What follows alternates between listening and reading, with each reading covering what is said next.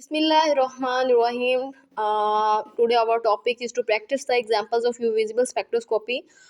यहाँ पर हमारे पास प्रॉब्लम्स हैं. We have sigma and pi bonds. ठीक है. फर्स्ट हमारा क्वेश्चन है कि हमारे पास सिग्मा स्टार भी होता है, पाई स्टार भी होता है, लेकिन हमारे पास एन स्टार क्यों नहीं होता. मतलब सिग्मा का सिग्मा स्टार मौजूद है हमारे पास एंटी बॉन्डिंग में, पाई का पाई स्टार एंटी बॉन्डिंग में मौजूद है, लेकिन हमारे पास एन का एन स्टार एंटी बॉन्डिंग में मौजूद क्यों नहीं है. तो इसकी रीज़न ये है कि अगर हम अपने एटॉमिक ऑर्बिटल्स को देखें तो आपस में मिलकर मोलेकुलर ऑर्बिटल्स बनाते हैं. ठीक है. तो हमारे पास क्या होता है कि हमारे पास एस पी डी एफ होते हैं. ठीक है. वो आपस में मिलते हैं, तो हमारे पास सिग्मा स्टार और पाई स्टार बनते हैं, लेकिन नॉन बॉन्डिंग जो है एन जो है वो तो है ही नॉन बॉन्डिंग, तो वो तो बॉन्डिंग में पार्टिसिपेट ही नहीं कर रहे, तो इस वजह से उनका एन स्टार नहीं होता. ठीक है. सेकेंड हमारे पास है what are the different kind of electron which are present on each of the following compound. ठीक है. मतलब different kind of electron present है इनके अंदर. List the possible electronic transition, मतलब एक की कितनी पॉसिबल ट्रांजिशन हो सकती हैं. ठीक है. और मेंशन द ट्रांजिशन, उन ट्रांजिशन को मेंशन भी करना है जो कि एक्सपेक्टेड है. ओके, ठीक हो गया. यहाँ पे हमने वही जो क्वेश्चन था पहले कि सिग्मा और पाई बॉन्डिंग है और sigma star pi star anti bonding है. ठीक है. अब हम नेक्स्ट की तरफ आते हैं. हमारे पास है C2H6 है, और C2H6 हमारे पास हमें पता है कि ये अल्केन है. ठीक है. और अल्केन के अंदर सिर्फ सिंगल बॉन्ड होता है, डबल बॉन्ड या ट्रिपल बॉन्ड नहीं होता. सही है. तो उसमें हमारे पास सिर्फ सिग्मा है. ठीक है. दूसरा हमारे पास है CH3OH. इसके अंदर अगर हम देखें तो एक सिग्मा बॉन्ड है. ठीक है.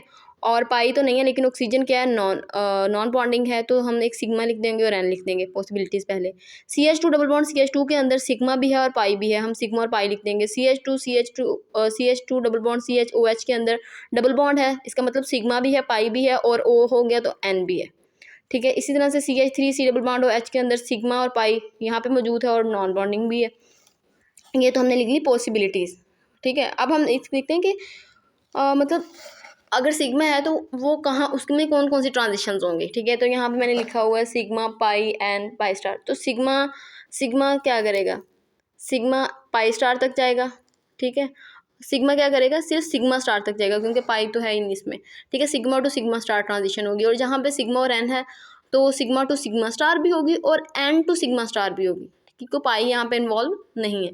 जहाँ पे सिग्मा और पाई है वहाँ पे सिग्मा टू सिग्मा स्टार भी होगी, पाई टू पाई स्टार भी होगी, सिग्मा टू पाई स्टार भी होगी और पाई टू सिग्मा स्टार भी होगी. ठीक है. ये चार पॉसिबिलिटीज़ हैं. जहाँ पे सिग्मा पाई और एन हो गया वहाँ पे sigma to sigma star, sigma to pi star, pi to pi star, n to pi star और एन टू सिग्मा स्टार. ये सारी पॉसिबिलिटीज़ हैं. ठीक है. अब इन पॉसिबिलिटीज़ को लिखने के बाद हमने कहा कि सिग्मा टू सिग्मा स्टार तो नॉन ऑब्जर्वेबल है, मतलब ये ऑब्जर्व नहीं होती यूवी के अंदर. ठीक है. और सिग्मा टू सिग्मा स्टार भी नहीं होती. ठीक है. ये तो होती नहीं है, मतलब ये 200 की रेंज से बहुत कम है. और एन टू सिग्मा स्टार मतलब कभी पॉसिबिलिटीज़ होती है, हो जाए कभी नहीं, इस तरह होता है. लेकिन पाई टू पाई स्टार और एन टू पाई स्टार जो होती हैं वो हमें यूवी के अंदर शो होती हैं. ठीक है. तो ये हम बता देंगे इस क्वेश्चन में.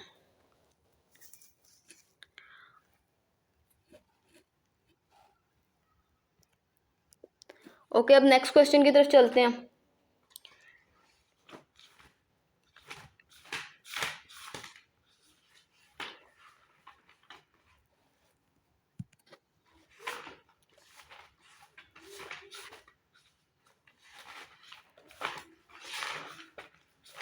नेक्स्ट जो हमारा क्वेश्चन है वो हमारे पास ये कंपाउंड्स हैं. साइक्लोहेक्सेन है, टाउलिन है, टेट्राहाइड्रोफुरान है और एसीटोन है. ठीक है. क्वेश्चन नंबर 3 जो है इसके अंदर बतानी है रेंज यूवी की. तो उन्होंने सिर्फ नेम लिखे हुए थे इसके, तो इस तरह से जस्ट नेम्स. ठीक है. तो हमने क्या करना है, सबसे पहले इसका स्ट्रक्चर लिखना है. स्ट्रक्चर लिखेंगे सबसे पहले, और जब स्ट्रक्चर लिख लेंगे हम तो फिर हमारे लिए आसानी हो जाएगी. ये हमने उनके सबसे पहले स्ट्रक्चर लिख लिया, साइक्लोहेक्सेन का, टेट्राहाइड्रोफुरान का, टाउलिन का और एसीटोन का. साइक्लोहेक्सेन के अंदर तमाम सिंगल बॉन्ड्स हैं. ठीक है। तो इसकी जो हमारे पास आएगी वो बिलो 200 ही आएगी, क्योंकि सब सिंगल बॉन्ड है, कॉन्जुगेशन यहाँ पे मौजूद ही नहीं है। और टेट्राहाइड्रोफुरान के अंदर भी सिग्मा टू सिग्मा स्टार ही होगी, क्योंकि सारे सिंगल बॉन्ड है, तो बिलो 200 होगी। और टाउलिन और एसीटोन का हम ये बता सकते हैं कि ग्रेटर 200 होगी, क्योंकि इनके अंदर कॉन्जुगेशन मौजूद है। वैसे इनकी वैल्यूज़ लिखी गई हैं 260 और 280 नैनोमीटर, 280 नैनोमीटर।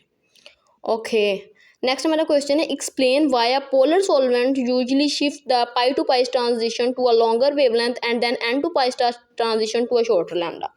ये क्वेश्चन बहुत इंपॉर्टेंट है कि हमारे पास जब पोलर सॉल्वेंट होता है वो pi to pi star transition को लॉन्गर लैम्डा पे शिफ्ट कर देता है और एन टू पाई स्टार को शॉर्टर लैम्डा पे कर देता है। क्यों?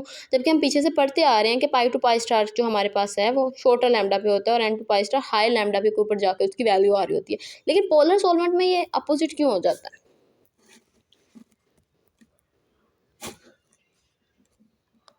अच्छा, पोलर सॉल्वेंट क्या करता है?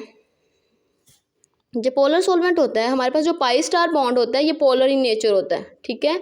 तो ये जब पोलर इसके अंदर डाला जाता है तो वो इसको क्या कर देता है? स्टेबल कर देता है। जब ये स्टेबल हो जाएगा तो इसकी एनर्जी क्या हो जाएगी? कम हो जाएगी, और पाई टू पाई स्टार का डिस्टेंस क्या हो जाएगा? कम हो जाएगा, ठीक है। इसी तरह से हमारे पास जब एनर्जी का डिस्टेंस कम होगा तो एनर्जी वेवलेंथ के क्या है? इनवर्स प्रोपोर्शनल है, तो क्या हो जाएगा? लैम्डा हमारे पास बढ़ जाएगा। और इसी तरह से एन टू पाई स्टार में जब पोलर डालेंगे तो पाई स्टार से पहले एन जो है ना, नॉन बॉन्डिंग, ये हाइड्रोजन बॉन्डिंग के इस तरह से ये ज़्यादा स्टेबल हो जाता है और ये अपनी एनर्जी को लोअर कर देता है। तो इनके दरमियान डिस्टेंस बढ़ जाता है और लैम्डा क्या हो जाता है? कम हो जाता है। यहाँ पे लिखा हुआ है lower the energy gap of the pi to pi star and higher the n to pi star.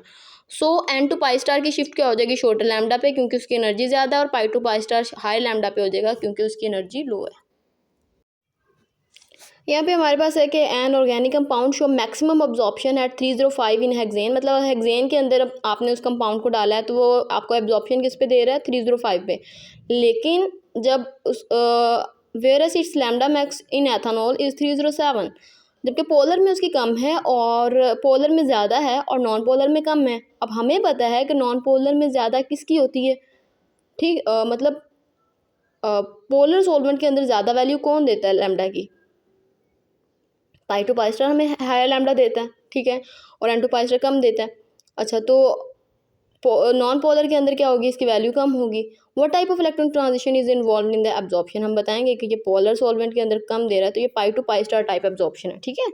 अब नेक्स्ट हमारा क्वेश्चन है कि एसीटोन जो है वो मैक्सिमम एब्जॉर्प्शन देता है 279 पे हेक्सेन में, whereas its lambda max in water is 265। Explain. Same वही रीज़न है, ठीक है। लेकिन हम इसको देख लेते हैं, लेकिन पहले अगला क्वेश्चन भी देख लें। N to pi star transition in acetone occur at longer lambda than pi to pi star transition, yet the latter transition has a much higher molar absorptivity. Explain। हमारे पास जो n to pi star transition है in acetone वो longer lambda पे होती है। अच्छा, ये क्वेश्चन भी देख लेते हैं। ये हमारे पास है ये क्वेश्चन एसीटोन का, ठीक है, कि वो हेक्सेन में 279 देता है, हेक्सेन नॉन पोलर है, और वाटर में वो 265 देता है, वाटर पोलर है, और ये खुद क्या है? पोलर। इसके अंदर सिग्मा पाई और एन होते हैं, ठीक है। तो जो इसकी एन टू पाई स्टार है वो लॉन्गर लोअर लैम्डा पे शिफ्ट हो जाएगी। हमने कहा था pi to pi star higher lambda पे होती है और n to pi star lower lambda पे शिफ्ट हो जाती है, तो इस वजह से इसकी वैल्यू जो है वो लोअर लैम्डा पे है। अच्छा, हमारे पास क्वेश्चन नंबर 6 में वो क्या कह रहा था? वो कह रहा था कि n to pi star transition जो एसीटोन के अंदर है वो लॉन्गर लैम्डा पे जाती है देन टू पाई स्टार, ठीक है। यहाँ पे हम और लेते हैं कि जो एन टू पाई स्टार है वो लॉन्गर लैम्डा पे जा रही है as compared to pi to pi star transition, यार the latter transition has a much higher molar absorptivity. Explain. N to pi star हमारे पास, हम क्वेश्चन नंबर 6 कर रहे थे और वो कह रहे थे कि जो पाई टू पाई स्टार है वो शॉर्टर लैम्डा पे और n to pi star higher lambda पे है, जबकि पाई टू पाई स्टार की मोलर एब्जॉर्प्टिविटी ज़्यादा है। अब यहाँ पर हमने अपनी पिछली वीडियोस में भी इस कंसेप्ट को देखा था कि pi to pi star shorter lambda पे आती है लेकिन उसकी मोलर एब्जॉर्प्टिविटी ज़्यादा होती है, क्योंकि मोलर एब्जॉर्प्टिविटी एक अलग कंसेप्ट है और लैम्डा वेवलेंथ एक अलग कंसेप्ट है, ठीक है। ओके, वेवलेंथ जो है वो एनर्जी पे डिपेंड करती है, डिस्टेंस पे करती है, आप वो प्रीवियस वीडियो देख सकते हैं। तो वहाँ पे हमने इस चीज़ को प्रॉपरली एक्सप्लेन किया था कि वेवलेंथ एक अलग चीज़ है, मोलर एब्जॉर्प्टिविटी एक अलग चीज़ है, ठीक है। तो अब मोलर जो हमारे पास लैम्डा होता है वहाँ पे एनर्जी डिस्टेंस की बात आ जाती है। पाई टू पाई स्टार के अंदर जो एनर्जी डिस्टेंस होता है वो ज़्यादा होता है, तो ये कम लैम्डा पे आती है as compare to n to pi star. N to pi star जो होती है वो हाई लैम्डा पे आती है। Is it clear now? अब जो हमारे पास है पाई टू पाई स्टार, उसकी मोलर एब्जॉर्बिविटी ज़्यादा है, कम लैम्डा की बजाय भी ज़्यादा मालिक्यूल वहाँ पे एब्जॉर्ब हो रहे हैं।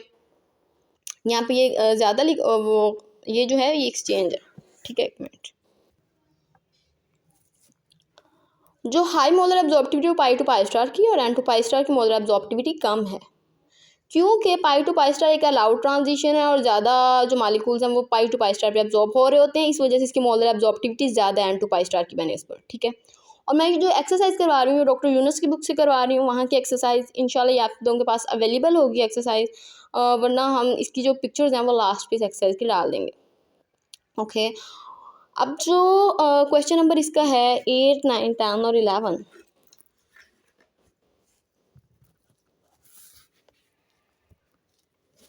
अब इसका जो क्वेश्चन है 8, 9, 10 और 11, ये सेम जो है इनका कहते हैं एक ही फार्मूला लगेगा इनके अंदर, क्योंकि हमारे पास 7 क्वेश्चन है। What is Beer Lambert law, what is the absorption of function of concentration and path length.